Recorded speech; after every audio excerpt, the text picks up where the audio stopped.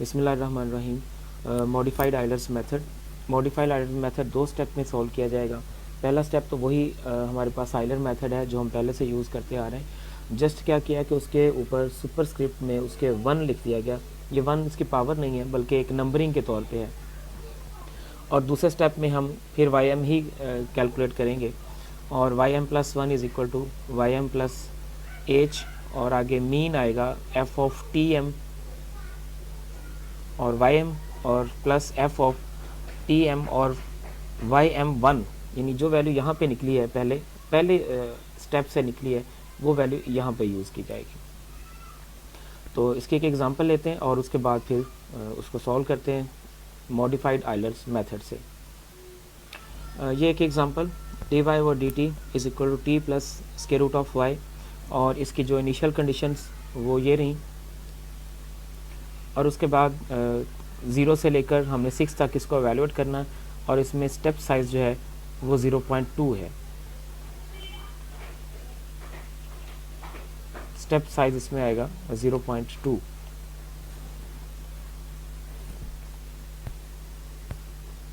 तो जो ऊपर हमने 2 स्टेप लिखे हैं उन्हीं स्टेप्स से आगे मूव करते हैं, और उसके बाद फिर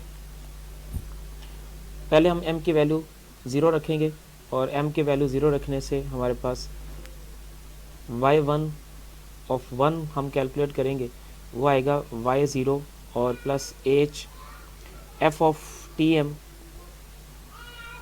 f of t0 and y0, जो कि बन जाएगा हमारे पास y की वैल्यू 1 है, इनिशियल कंडीशन से लेंगे हम, प्लस h इसमें 0.2 है, और f ऑफ टी नॉट जो है उसमें फंक्शन है हमारे पास t naught plus square root of why not.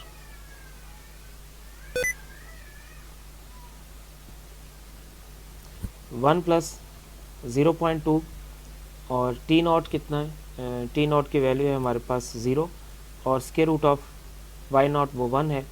तो इस तरह से ये हमारी एवेल्यूशन हो जाएगी इसमें। तो आंसर इसका आ जाएगा 1.2। अब हमारे पास y11 की वैल्यू आ चुकी है, y11 is equal to 1.2।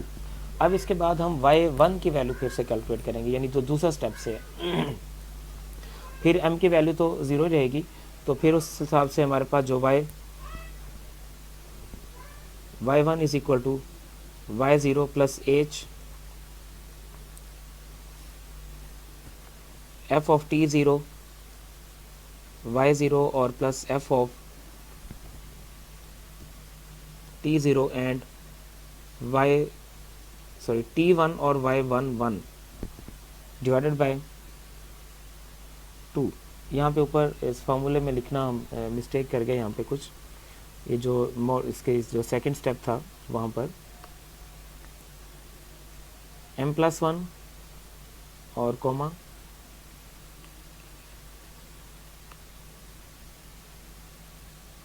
y m+1 ये वैल्यू यूज़ होना थी यहाँ पर। तो यहाँ भी फिर क्या आएगा y1 और यहाँ भी 1 आ गया। तो अब इसको एवेलुएट करेंगे अब हम, और इसके एवेल्यूशन में y0 1 के इक्वल है, प्लस 8 स्टेप साइज में 0.2 है,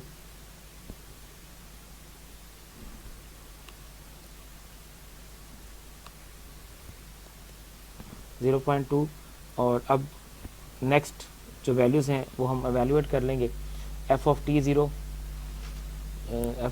y0 और f ऑफ t1 और y1, उनको अलग से भी एवेलुएट करके हम यहाँ पे लिख सकते हैं उसका सॉल्यूशन कि f ऑफ t0 y0 इसका मतलब है t0 plus square root of y0, 0 plus square root of 1 is equal to 1 ही आ गया, और इस तरह से t ऑफ t1 और y1।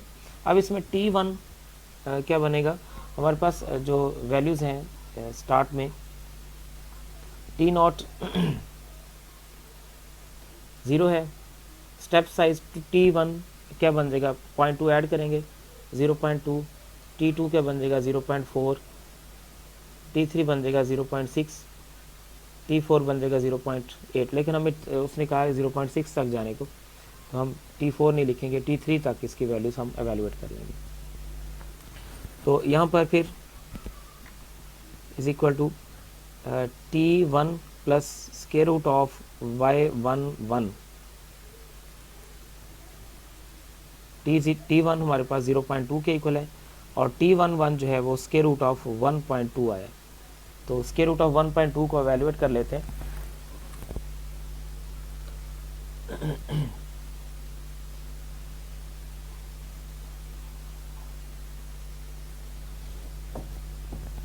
और यही वैल्यूज़ उठा के हम यहाँ पे लगाएंगे। पहले फंक्शन की वैल्यू 1 है, दूसरे की 1.2 स्क्वायर रूट है। ये वैल्यूज़ हम रफ में भी कैलकुलेट कर सकते हैं, और चूँकि क्वेश्चन के अंदर सॉल्व करेंगे तो स्टेप हमारा बहुत वैल्यूज़ जो कैलकुलेट, तो इसका जो सोल्यूशन है अब y1 इज इक्वल टू, ये सारी कैलकुलेशन के बाद हमारे पास 1.2295 आ जाएगा।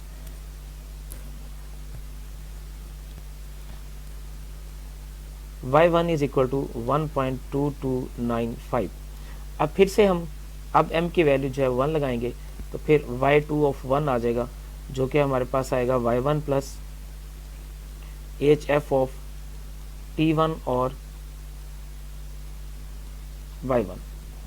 तो इसमें वैल्यूज हम पुट करेंगे। y1 है हमारे पास 1.2295, h है 0.2 और f t1 plus square root of y1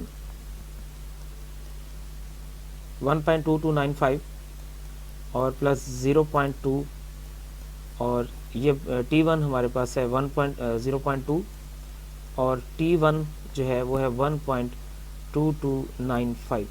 तो ये कैलकुलेशन करने के बाद हमारे पास y21 एवेल्यूएट हो जाएगा, और इसका आंसर है 1.41913। अब सेकंड स्टेप में यही वैल्यू यूज़ होनी है। सेकंड स्टेप में y2 is equal to y1 plus h of f of t1 y1 और प्लस f ऑफ t2 और y21 डिवाइडेड बाय 2, ये वाली वैल्यूज़ यूज़ होंगी। तो इसी तरह से हम फंक्शन की वैल्यू फिर से अलग से कैलकुलेट कर लेंगे और यहाँ पे पुट कर देंगे। तो f of t1 y1 is equal to t1 plus square root of y1, t1 की वैल्यू है 0.2 और स्क्वायर रूट ऑफ 1.y1 की जो वैल्यू निकली थी यहाँ पे 1.2295।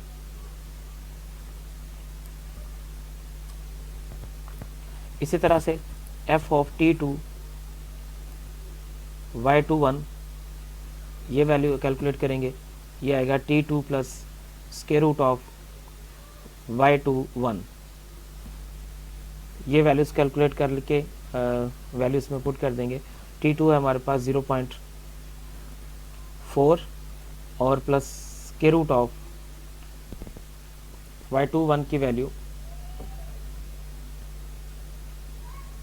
ये रही हमारे पास f2 t2 और y21 की वैल्यू। अच्छा, अब ये सारी वैल्यूज़ यहाँ पे पुट कर दी जाएंगी।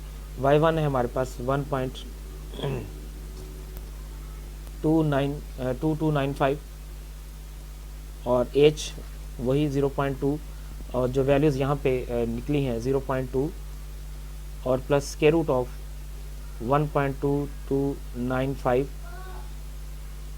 और प्लस 0.4 और plus square root of 1.4913 divided by 2। तो इसको फिर से हम कैलकुलेट कर लेंगे y2।